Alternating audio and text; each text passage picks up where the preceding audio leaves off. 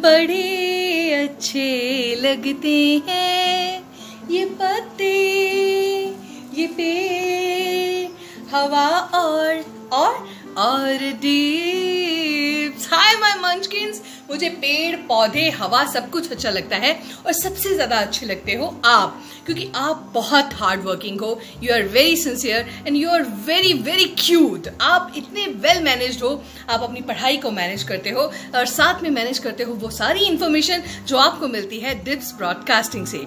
मैं हूं आपकी दोस्त मोनिका और लेकर आई हूं नया एपिसोड। तो चलिए एंजॉय करती हूं। और प्रोग्राम शुरू करने से पहले बता दूं, इसको पूरा देखना है, रोज देखना है, इसके फैक्ट्स नोट करने हैं और अपने फ्रेंड्स के साथ इसको शेयर करना है और इसको सब्सक्राइब करना बिल्कुल भी भूलना नहीं है। So let's start it.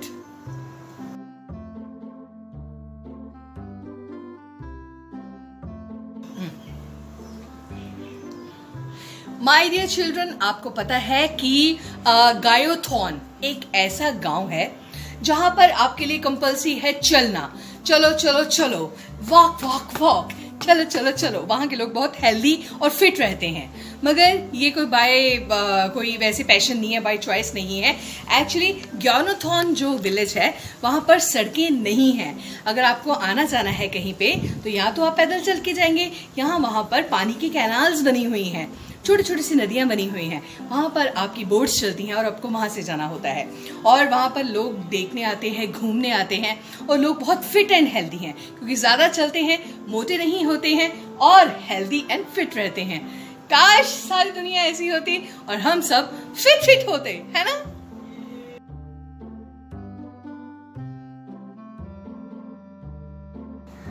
My dear children, आपको पता है दुनिया अजीबोगरीब है। आइसलैंड जो है वो बिल्कुल हरा भरा है, वहां पर इतने बड़े बड़े मेडोज हैं, बड़े बड़े मैदान है, हर एक घास के पेड़ हैं, पौधे हैं। और जो ग्रीनलैंड है वो सारा आइस से भरा हुआ है, वहां पर चारों तरफ बर्फ ही बर्फ है। ओ माय गॉड, ग्रीनलैंड में ग्रीन नहीं है, आइसलैंड में आइस नहीं है। वैसे हमें हमेशा वही काम करना चाहिए जो हमारी हेल्थ को प्रॉस्परस करे, हमारी हेल्थ को ध्यान में रखते हुए। ये नहीं कि कुछ भी कर लिया। एक इंसान था चाइना में, उसने 1.5 लीटर का कोक एकदम से अपने फ्रेंड को कहा कि मैं पी सकता हूँ। दोनों ने बैट लगाई। उस बंदे ने गट गट गट गट करके पूरी 1.5 लीटर की कोक 1 सेकंड में पी ली, मगर उसके बाद क्या हुआ, 10 सेकंड्स के बाद उसकी डेथ हो गई। तो ऐसी कोई भी बैट अपने फ्रेंड से नहीं लगाइए जो कि आपकी जान के लिए खतरा बन सके। हमेशा उतना ही खाइए जितना आपकी बॉडी को चाहिए और हमेशा वही काम कीजिए जिसमें कि आप सेफ रखें। याद रखना हमेशा।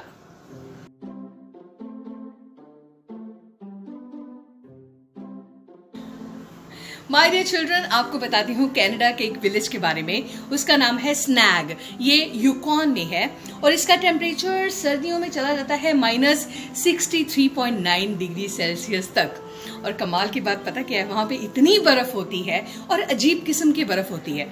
आप सांस लेते हो, जब सांस छोड़ते हो तो जो कार्बन डाइऑक्साइड है वो जो बर्फ के छोटे छोटे मॉलिक्यूल्स, ग्रैनुअल्स बन जाते हैं और वो ऐसे हवा में गिरते हैं, तैरते हैं और आपको 4 किलोमीटर दूर से पता चल जाता है कि कोई इंसान क्या बातें कर रहा है। मतलब इतनी शांति होती है, हवा का नामो निशान नहीं है और दूर से पता चल, मतलब अब आपको ऐसे कान लगा के सुनने की जरूरत नहीं है। जो बंदा 4 किलोमीटर, 2 किलोमीटर, 3 किलोमीटर पे जो बात कर रहा है वो आपके कान पर ऑटोमेटिकली पहुंच जाती है। इतनी ठंड में लोग कैसे बचते होंगे? बहुत सारे उपाय हैं, क्योंकि जब जीना है तो अपने आप रास्ते मिल ही जाते हैं।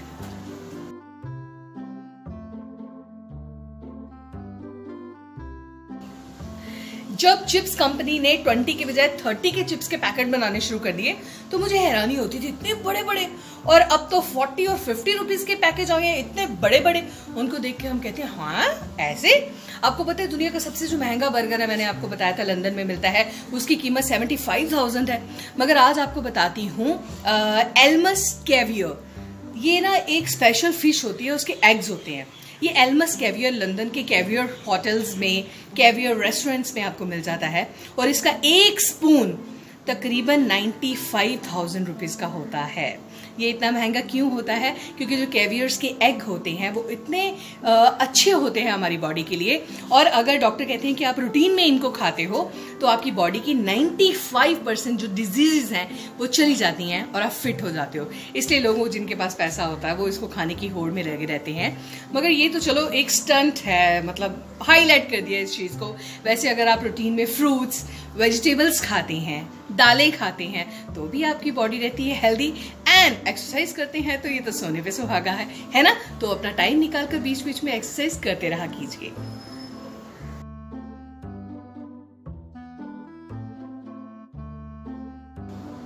माय डियर चिल्ड्रन, आप लोगों को देखते हो कि वो सुबह वॉक पे जाते हैं तो उनके साथ उनके डॉग्स, तरह तरह के डॉग्स, चिहुआ हुआ, पिटबुल, अलग अलग डॉग्स होते हैं, है ना? कुछ कैट्स को लेके जाते हैं। मगर यूएसए के पेंसिल्वेनिया में क्रोकोडाइल को लेके जाते हैं। हाँ जी, मैं भी ऐसे ही हैरान हुई थी जैसे आप जॉर्डन हुआ है, ऐसे ही मेरा भी हुआ था कि क्रोकोडाइल को लेके जाते हैं। एक्चुअली एलिगेटर जो है, क्रोकोडाइल के बड़े भैया, एलिगेटर दो तरह के होते हैं, एक सॉल्ट वाटर जो एलिगेटर है और एक फ्रेश वाटर एलिगेटर। ये दोनों कम हार्मफुल होते हैं, ये थोड़े से ह्यूमन फ्रेंडली होते हैं। तो इनके मुंह पर पूरा जाल डालकर इनको घुमाने के लिए लेके जाते हैं। तो अगर कभी आप पेंसिल्वेनिया जाएं और ऐसे क्रोकोडाइल को देखें या एलिगेटर को देखें तो घबराना नहीं है, वहाँ पर ये आम बात है। मगर सिक्योरिटी का ध्यान रखा जाता है, उनका मुंह पूरा कवर किया जाता है ताकि वो लोगों पर अटैक ना कर पाए।